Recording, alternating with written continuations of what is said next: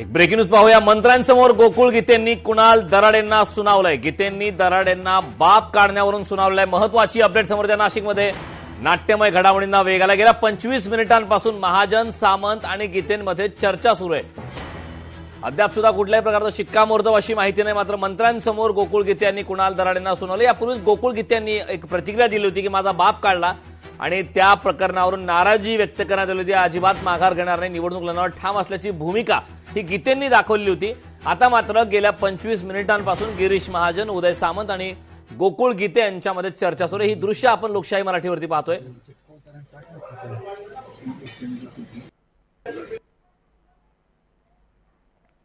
का बरं अशा पद्धतीनं माघार घेण्यासाठी तयार नाही किंवा लोक माहिती या ठिकाणी समजून सांगण्याचा प्रयत्न करतात। उदय सामंत जे आहेत ते या ठिकाणी त्यांच्या उदय सामंत जे आहेत ते या ठिकाणी त्यांची मनधरणी करण्याचा प्रयत्न करतायत। त्यासोबतच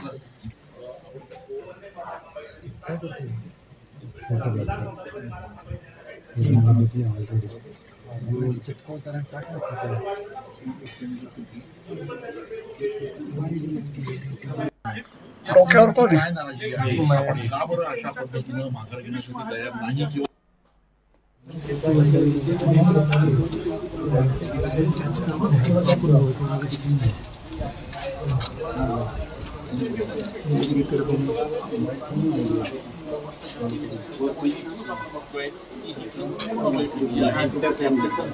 आहे नाशिकच्या राजकारणाला महाराष्ट्रात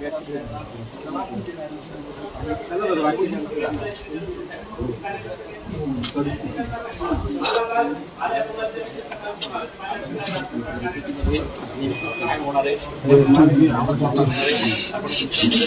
दराडे बंधू हे देखील त्याचप्रमाणे दुसरे बंधू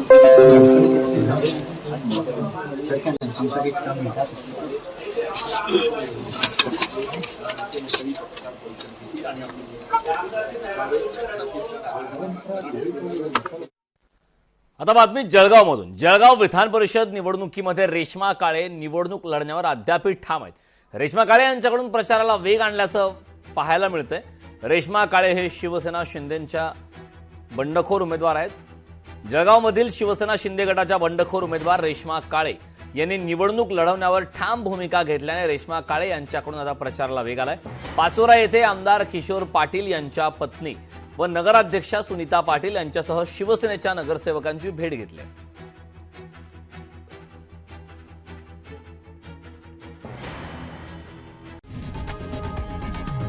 लोकशाही मराठी ऐका, पहा, जागरूक रहा।